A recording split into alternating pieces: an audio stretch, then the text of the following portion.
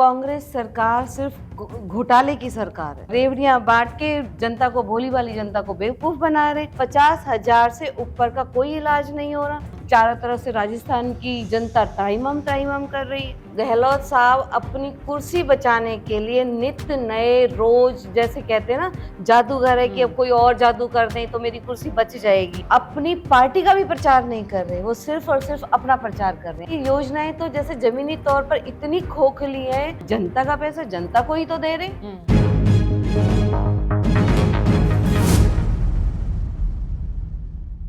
जैसे जैसे चुनाव नजदीक आते हैं वैसे वैसे मौजूदा सरकारों को चिंता सताने लगती है कि अब फिर से जनता के दरबार में हाजिरी देनी होगी और अपने किए गए कामों को गिनाना होगा। और यही कर रही है राजस्थान की कांग्रेस सरकार। अपनी योजनाओं का हर जगह पोस्टर लगा के, वीडियोस बनवा के, कॉन्टेस्ट चला के इतना प्रचार प्रसार कर रही है। लेकिन क्या जनता बेवकूफ है? क्या जनता ये नहीं देख रही थी कि 4.5-5 साल से सिर्फ और सिर्फ कुर्सी की लड़ाई लड़ी गई है कांग्रेस सरकार में, काम ना के बराबर हुआ है, अपराध रिकॉर्ड तोड़ गया है।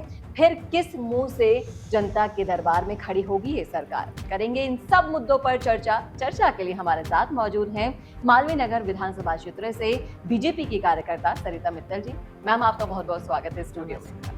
आप जनता के बीच जाती रहती हैं और आए दिन आप देखिए हर जगह आपको पोस्टर्स दिखेंगे, वीडियोस दिखेंगे और कांग्रेस सरकार अपनी योजनाएं जो लेकर आ रही है इनका जमकर प्रचार प्रसार कर रही है। आपका क्या कहना है? ये तो कांग्रेस सरकार सिर्फ घोटाले की सरकार है।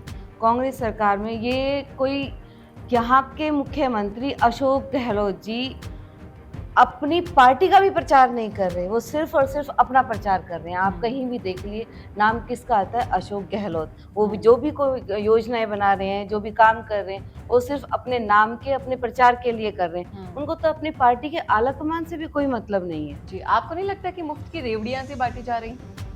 मुफ्त की रेवड़ियां, ये योजनाएं तो जैसे जमीनी तौर पर इतनी खोखली है कि आप अगर उनको देखोगे तो आपको कुछ भी नहीं मिलेगा। अब इनके मोबाइल बांटे जा रहे हैं। अब आप पूछो ये पैसा कहाँ से आ रहा है? जनता का पैसा जनता को ही तो दे रहे।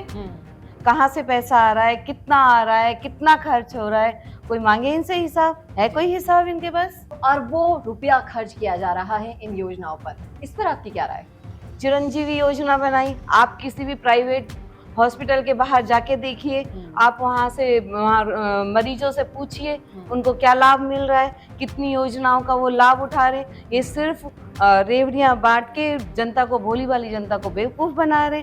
और वहाँ पे जाके देखो तो 50,000 से ऊपर का कोई इलाज नहीं हो रहा। चारों तरफ से राजस्थान की जनता ताइमम कर रही है।